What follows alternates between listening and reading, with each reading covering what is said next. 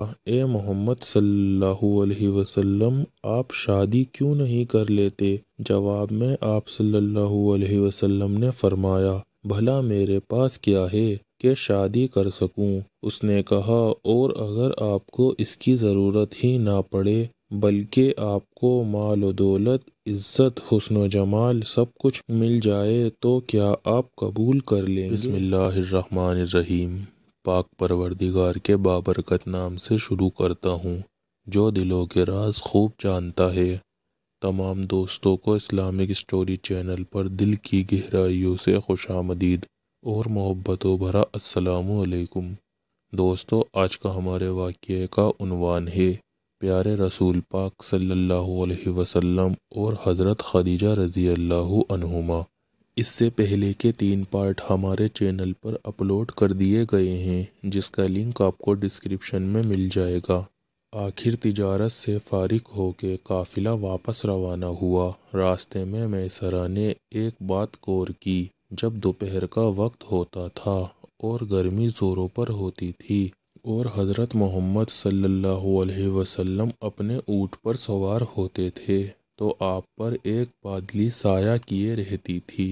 اس طرح اللہ تعالیٰ نے میسرہ کے دل میں حضور نبی کریم صلی اللہ علیہ وسلم کے لیے بہت محبت پیدا کر دی۔ اس سفر میں اس نے قدم با قدم آپ کی نیکی، شرافت، سچائی اور دیانت داری کا مظاہرہ کیا، اور پھر تو یوں محسوس ہونے لگا جیسے میسرہ خود آپ کا غلام ہو۔ آخر قافلہ مرزہران کے مقام پر پہنچا۔ یہ مکہ اور عسفان کے درمیان ایک وادی ہے، اب اس کا نام وادی فاطمہ ہے۔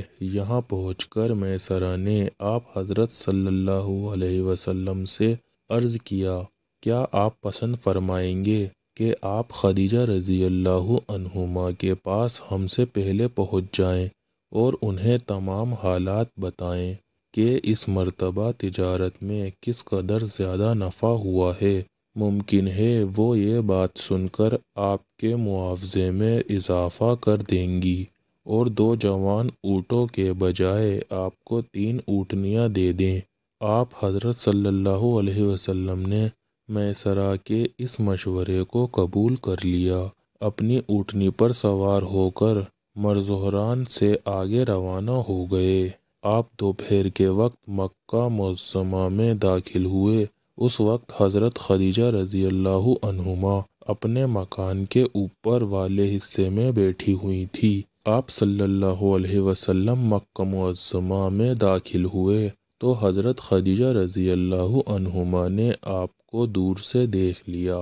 آپ اونٹ پر سوار تھے اور ایک بادلی آپ پر سایہ کیے ہوئے تھی۔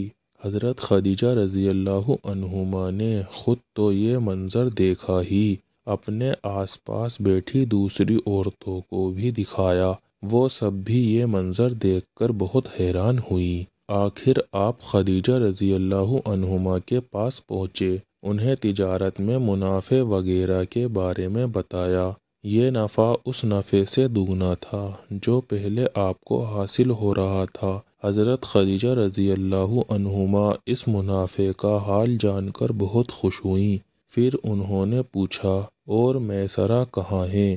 آپ نے بتایا، میں نے انہیں جنگل میں پیچھے چھوڑا ہے۔ حضرت خدیجہ رضی اللہ عنہما نے کہا، اس کے پاس جائیں تاکہ وہ جلد از جلد ہمارے یہاں پہنچ سکے۔